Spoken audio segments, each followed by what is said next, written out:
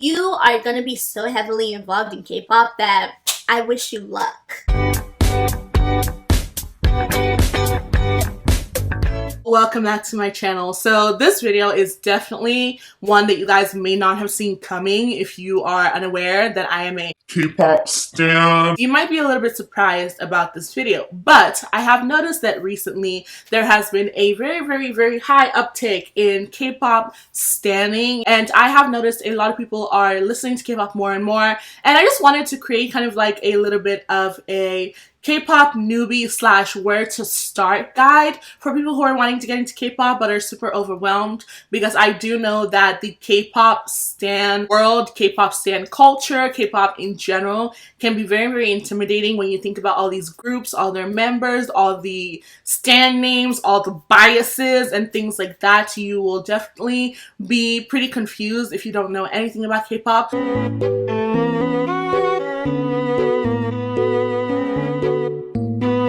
For this video, I'm going to be having it split into different things. So I'm going to talk about the history of K-pop, where I'm just going to kind of go into a very incredibly brief history. I just kind of want to give a little bit of a backstory on K-pop and how the industry became what it is and all of that. Next, I'm going to go into like what got me into K-pop and how I discovered K-pop. Then I'm going to talk about the first groups that I listened to, which kind of ties into how I got into K-pop. Then I'm going to recommend you guys some groups that I literally think you have a very almost guaranteed chance of becoming a stan if you listen to these groups, if you get into the standum with these groups, and if you kind of like figure out biases and stuff like that. I also try to pick groups that have fewer members, or if they don't have few members, then it is a very big fan base. And I think one of the best things about K-pop is that once you get into a fan base, it's very easy to get into the actual group. And so those are the kind of groups that I recommended for that. And we're also going to talk about some really awesome stuff that other K-pop stans have to say about the industry, about the music, about being stans and their favorite groups and things like that. Without further ado, let's get into the video and all the discussions. If I forget to say anything about the history or anything like that and you guys want to add something, definitely leave it in the comments below. And also if you want to recommend groups that helped you get into K-pop or groups that you really love, definitely leave that down below. Also, let me know what your biases, what groups you stan and things like that are, because I'm really curious. I'm also going to leave a link to the article that I read, or the articles that I read for this little brief thing down below, so you guys can refer to them. I literally just did a few Google searches here and there and tried to gather information just so I could give you guys a very simple brief. So, K-pop can be traced back to 1885 with a missionary named Henry Appenzeller who wanted to teach American and English folk songs to Korean school children. So he translated them from English to Korean, and that's kind of how things kick-started. And then we go more into the future in the 1940s when Korean and Western culture first kind of had its like mixture, and people were having a lot of really big interest in American style music, but of course they were translating it into Korean. And this is where the first variation of K-pop as we know it kind of came to be, which was the Trot Korean music.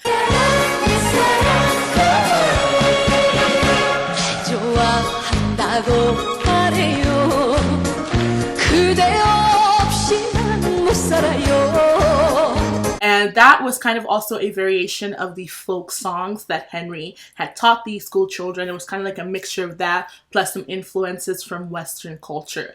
Then we go into the 50s when the very first K-pop groups are kind of like forming, which was the Kim sisters. That was one of them.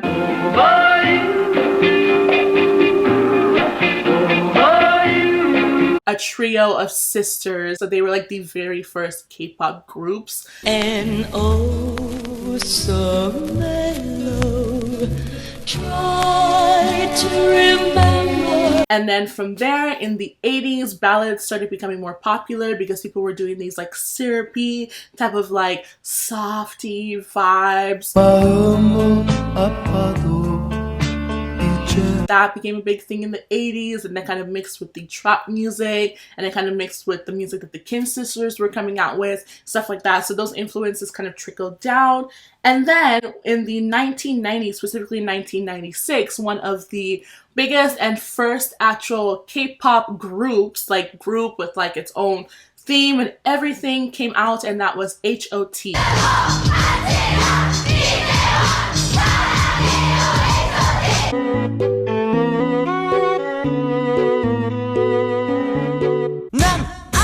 이 밤이 흐르면 유유유 그대 떠나는 모습을 위로하고 HOT debuted in 1996, and if you watch K-dramas, if you've watched specifically Answer Me 1997, you will know HOT. Because they are a pivotal part of the TV show, and HOT was a very, very important part of Korean K-pop industry, like music in general, because they were the first group to make 1 million sales so quickly, and they kind of kickstarted this whole K-pop phenomenon.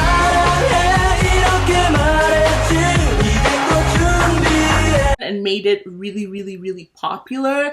And because of HOT, SM, which was their label, then created a girl version, SES, which was named after each member's initial. SES was meant to kind of like support HOT, because they were like, we have a boy group, so now let's make a girl group, because we want to kind of make it for everyone.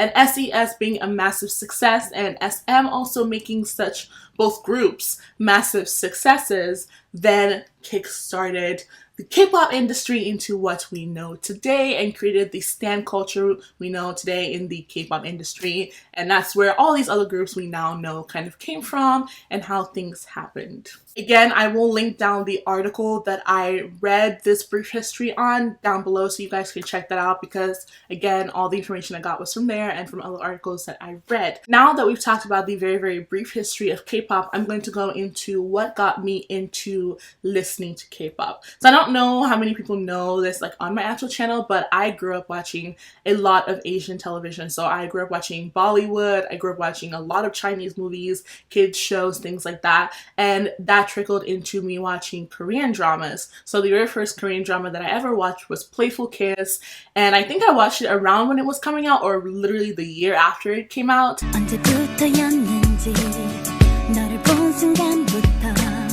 I was so obsessed with K-dramas after watching that. Like, I watched Boys Over Flowers. I even went back to watch things like Autumn in My Heart, the entire like quartet. I think it's like Autumn in My Heart, Winter Sonata, Spring Waltz, and then there's like Summer Solstice. I think those are the names of those. But I watched all of those. I watched Playful Kiss. I watched Heartstrings. I watched You're Beautiful. I watched Dream High 1 and 2. Like, I was eating it up, honey. Like, I was watching all these K-dramas. My entire family watches K-dramas, and so that was like a really, really big part of my childhood and my adolescence or whatever. Like, I literally was so obsessed with K-dramas, and because I was obsessed with K-dramas, I then became very obsessed with the OSTs, which is the soundtracks that go with the K-dramas.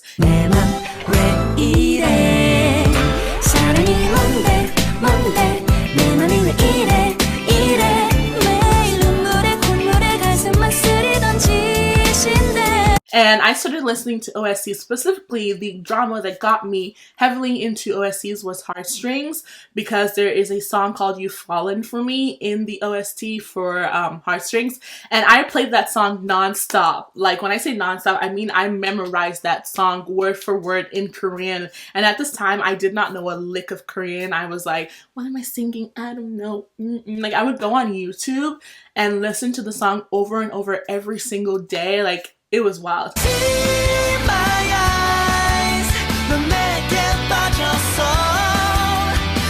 And because of that, I already had the concept of OSTs in my head. But then I was learning a little bit about K-pop. Like, you know, I was like, okay, BTS is the thing. This is like when BTS was very, very new, because they debuted in 2013. And they were like super new still to me. And I was like, okay, I'm like this group right here, whatever, Girls' Generation, we know them, all of that stuff. But I wasn't really into K-pop at the time, because I was very heavy on K-dramas. But then I watched this K-drama. This show was so good. I'll put a picture of it. I watched that show and I listened to the OST like nobody's business because there was a song on there. 하얗게 하얗게 가슴 태워 like a fire fire 녹을 듯 뜨겁게 나의 사랑을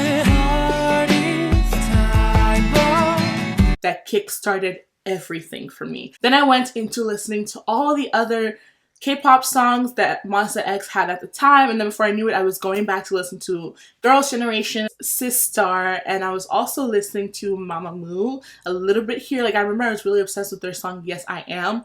All of these things happened very, very, very quickly, so it's all jumbled, but that's what got me into K-pop. It was definitely 100% Monsta X, and then it was like Girls' Generation, because I would play Lionheart so much, and then I would play Run Devil Run all the time, and I would play like You Think all the time, and it took over. Girls' Generation was just fire to me. And I would listen to the same 3 songs literally every single week. But because of that, I started to venture out into more stuff.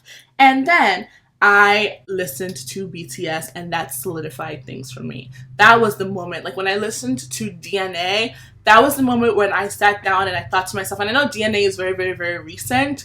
I had already listened to things like Blood, Sweat, and Tears. I had already listened to Fire and Dope and all of that, like, beforehand. But it wasn't until DNA.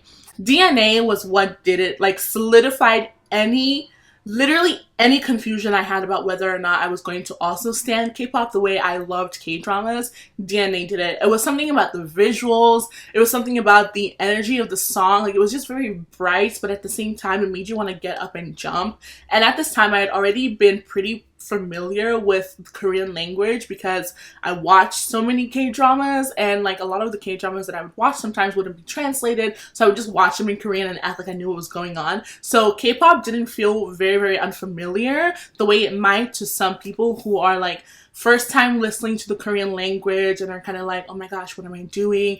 And that's why, now going into the recommendations I want to give, that's why I'm going to recommend these groups that I'm going to talk about now. So the groups that I want to recommend to you guys, first of all, definitely Monsta X. I think Monsta X is a very easy group to get into, especially nowadays that they have a lot of English songs. So if you're kind of like, I'm kind of scared, like you're kind of like dipping your foot in a little bit, Monsta X is a great way to go. I highly recommend songs like Hero. Hero is just really nice. It kind of has like an older vibe to it because it is an older song, but I just feel like it's wholesome. The entire group is there. It's really nice to get a very like dancey type of tune if you love EDM type of vibes or like stuff with heavy electronic sound music. You'll really, really love that song. Also, another really great song is Drama Ramama. I always get the word wrong with Drama Ramama, whatever. That's the way the song goes. Drama Ramama, hey, like that song, fire, absolutely fire. They also have, like I said, English songs too, so I will go ahead and add them in this video if I can like not get copyrighted.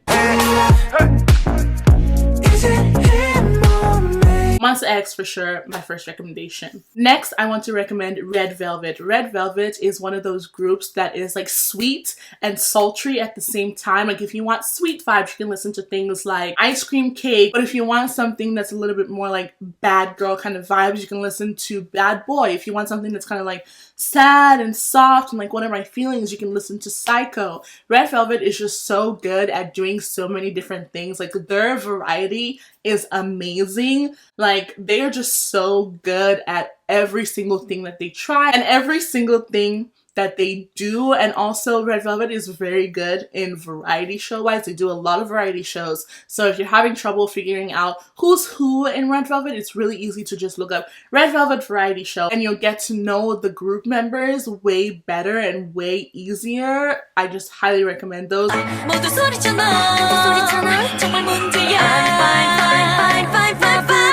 The next group that I'm going to recommend is, of course, BTS, which is like, they are such a popular group with good reason. Like, they deserve to be as popular as they are. BTS has been in the game for 7 years now. Their music has changed so much over time. You know, they had a like very, very bad boy era in the 2000, like early 2013, like 14, 15, those times. And then they had like the very sweet and soft era with like Boy With Love and things like that. They just have so much that they do and so much that they excel at. Like, if you want a very bad boy type of vibe, you can listen to songs like Dope or Fire. If you want a very like sad type of vibe, you can listen to Spring Day. There's just so many things that you can listen to. And you can watch Run BTS like a reality show, and it's very, very easy to feel like you're in a wholesome home. You are gonna be so heavily involved in K-pop that I wish you luck. The next group I want to recommend is Twice. Twice is definitely a bubblegum sweet type of group. They are just so lovely and so sweet. Every time you just want to dance and be happy and be bubblegummy, you should listen to Twice. I just wanna fall in love. 움직일 수 없게. Twice has just an amazing way of making you feel seen and making you feel like you're hanging out with a group of like really cool girls that you just want to be around forever. Like, their music is definitely not for everyone because, like I said, it's very bubblegum sweet type. But if you are somebody that likes really like bubblegum, like I just want to dance and be happy and be whatever, Twice is the group for you. Baby,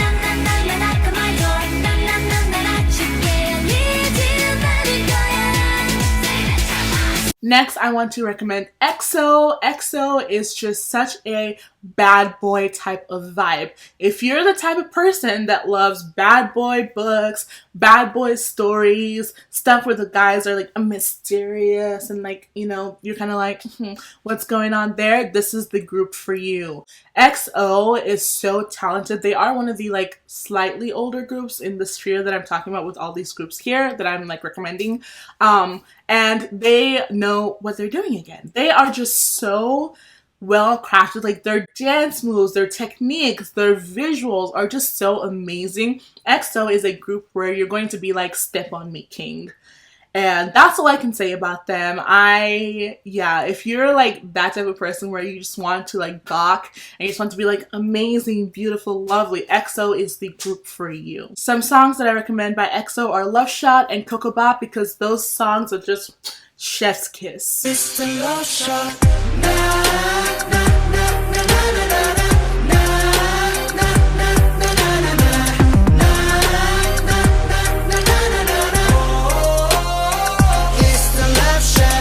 Next on my list is 17. 17 can be a very, very intimidating group to get into because there are so many members. And that's part of the reason why it's been so hard for me to get into them. But 17 is a very, very talented group. They have a lot of very, very catchy songs like Clap, which is one I highly recommend to literally everyone because this song is just lyrical genius, visual genius, and storytelling magnificence.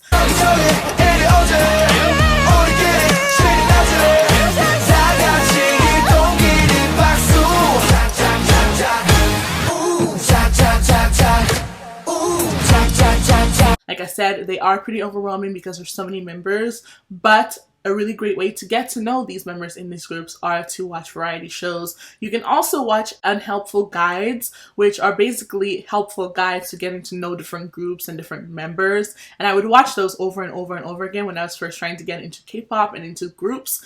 And they are extremely helpful. The final K-pop group that I want to recommend is ITZY. ITZY is a very, very new group. They debuted last year, but the reason I want to recommend this group is because they are just so talented. All their songs are extremely catchy. Their music is very easy to get into if you need any type of boost, like confidence boost, happiness boost, serotonin. Literally anything ITZY is that group for you, honey. 3 songs I'd love to recommend, which also have music videos, which is like another really great way to get into K-pop, is to make sure you are watching these music videos. Don't just listen to the song, watch the music videos, because one thing that K-pop outbeats every other music genre on is literally the music videos. We got visuals, we got dancing, we got fits, we got literally everything you possibly want. And ITZY is going to give it to you. Highly recommend Wannabe and also Dala Dala because those songs are so catchy.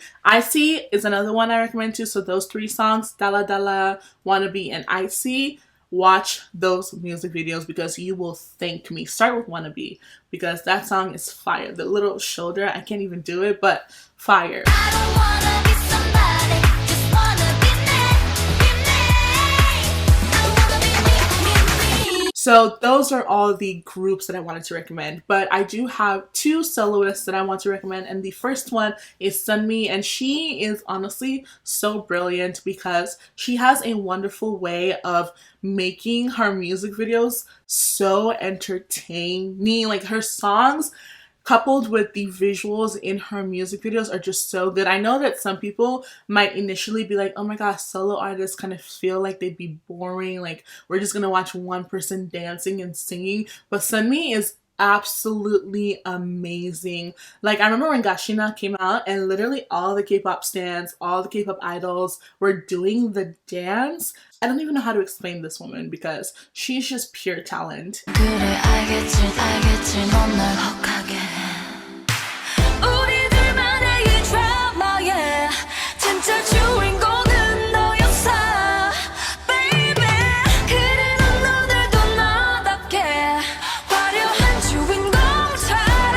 Definitely, if you're going to go the solo artist route, she is one that you have to listen to. So the last and final artist that I want to recommend for if you're trying to get into K-pop is IU. IU is both an actress and a singer, and she is the perfect bridge if you like ballads and you also want to get into K-drama because she is, in my opinion, a pretty good actress when it comes to idols trying to act because a lot of idols do act, and I feel like IU does both things very, very well. She's an amazing singer. 아무튼 history 난 수수께끼 끝은 뭐게 안 맞춰봐요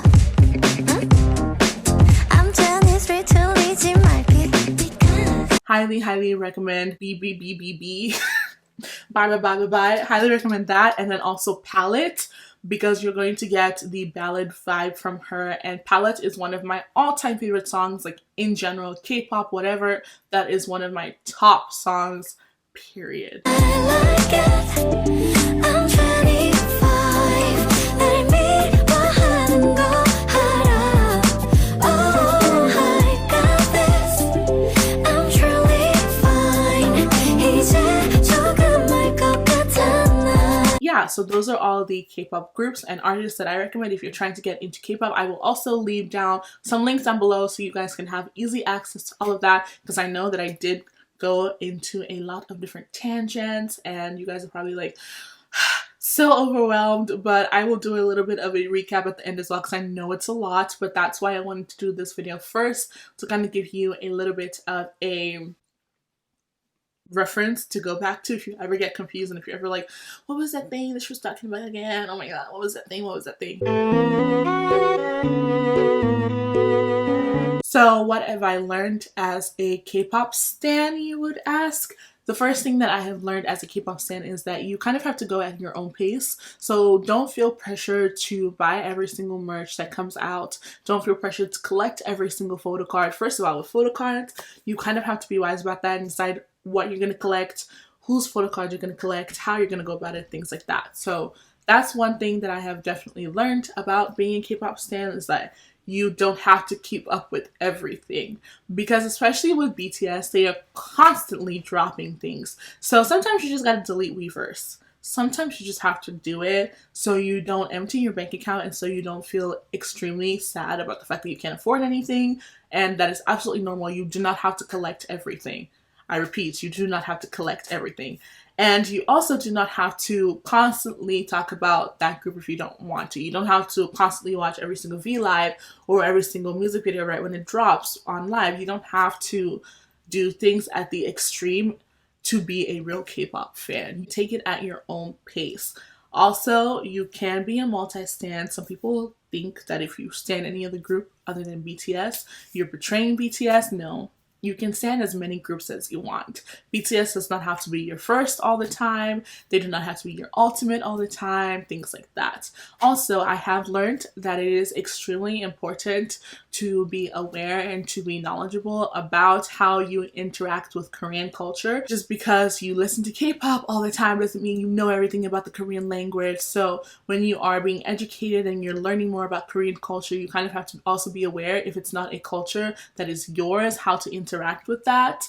And also, one thing that does suck that I have also learned is how the K-pop industry interacts with Black people, whereas if you are a Black person, then you definitely know how the K-pop industry interacts with Black stans, Black fans, how stan, like, versus stan Twitter, stan Instagram, stan Tumblr, whatever, how those communities act towards Black people definitely is something that I have learned, and that is definitely why I tend to be more of the to myself and my small group of K-pop fans as well, and not like all over the place, because it does get sad when you are a Black K-pop stan sometimes and you're like, I want to talk about this thing, but I know that the stands are gonna like demolish me. So yeah, that's definitely stuff I have learned. And I also did ask on Instagram what people loved most about being stands, and I'll put some screenshots here because I think that they were just so cute.